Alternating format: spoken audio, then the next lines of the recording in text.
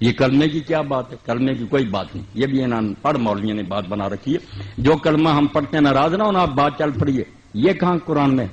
لا الہ الا اللہ محمد رسول اللہ کو دکھایا مجھے قرآن میں، حدیث رسول میں دکھایا، کہیں یہ کلمہ طیبہ نہیں۔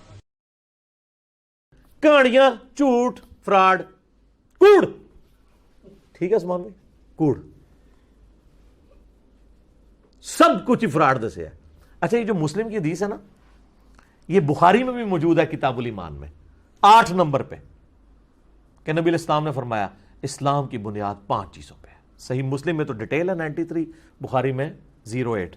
اسلام کی بنیاد 5 چیزوں پہ ہے، یہ کہ تم گواہی دو اس بات کی کہ لا الہ الا اللہ وان محمد رسول اللہ۔ وہ کہتے انا آ گیا بچ، او انیا، یہ تیرے والا نہیں ہے انا، یہ عربی والا انا ہے، یہ انا ہے، اور یہ کہ، تو وہ یہ کہ یہ بھی کہو ساتھ۔